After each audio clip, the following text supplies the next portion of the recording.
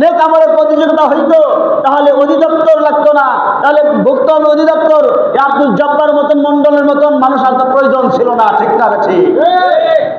আল্লাহর এই বান্দা একাই পুরা বাংলাদেশকে কাঁপায় দিছে, সব সিন্ডিকেট ভেঙে দিছে। ঠিক না ঠিক? আর আমরা গুনার আমলে প্রতিযোগিতা করি, মানুষকে ঠগাইতে গিয়া প্রতিযোগিতা করি। ঠিক না ঠিক? তাই যদি না হইতো মাহে রমজান মাসে আমরা মাপে কম দেই না বেশি দেই? কম দেই। আমরা মানুষকে ঠগাই না, মানুষকে ঠগি ঠগাই। মাহে রমজান মতন মাস, এই মাসেও আমরা খালি লাভ করা ধান্দা করি। এই ফাস্তাবিকুল খায়রাত, নেক আমলের প্রতিযোগিতা হইতো তাহলে অধিদপ্তর লাগতো না, তাহলে ভুক্ত হবে অধিদপ্তর। আব্দুল জব্বার মতন মন্ডলের মতন মানুষ আর প্রয়োজন ছিল না। ঠিক না ঠিক? আল্লাহর এই বান্দা একাই পুরা বাংলাদেশকে কাঁপায় দিছে, সব সিন্ডিকেট ভেঙে দিছে। ঠিক না ঠিক? আল্লাহর বান্দা কোনো ভয় নাই, একাই তিনি করছে, সব তছনছ করে ফেলেছে। তার সাথে সাথে দেখে দেখে অন্যান্য ম্যাজিস্ট্রেটরা তৃণমূলের কাজ আগায় দিতেছে। আমরা তাদেরকে সাধুবাদ জানাই। বাংলার জন্য কোনো সিন্ডিকেট থাকবে না, এটা হবে নবীর আদর্শ।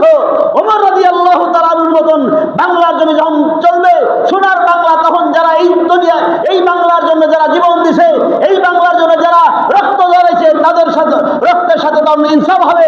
আর যদি তাদের সাথে এরকম ভাবে যারা রক্ত দেয়া গেল বাংলার জমিনের জন্য, সবুজ বাংলার জন্য, এইরকম ভাবে যারা দিনের জন্য রক্ত দিয়ে গেছে, বাংলার জমিনকে বাংলা হিসেবে রক্ত দিয়ে গেছে, তাদের সাথে গাদ্দারি হবে, তখন আমরা বাংলার জমিনে বেআইনসাফি কাজ করব। মেরে দোস্ত বুজুর্গ, আমার পূর্বসূরীরা আমাদের জন্য কোরবান করে গেলেন, আমাদের জন্য কষ্ট করে গেলেন। আর আমরা যদি সেই বাংলার জমিনকে নিয়ে তামাশা করি, তাহলে গাদ্দারি হবে কি হবে না?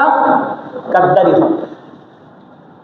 সম্প্রদায় বিষয় আর একটা বিষয়, আমাদের বন্ধুরাষ্ট্র, মুখে বন্ধুরাষ্ট্র, কাজে হলো দুশ্মন রাষ্ট্র। ভারত চেনছেন নি আপনারা? ভারত মুখে আমরা খুব বন্ধুরাষ্ট্র, ইতিপূর্বে আগলা মমিন বলছিল না আমরা স্বামী স্ত্রী সম্পর্ক। কি সম্পর্ক? স্বামী স্ত্রী সম্পর্ক। আর একজন বলছে আমরা এমন যা দিছি তারা কখনো ভুলতে পারবে না।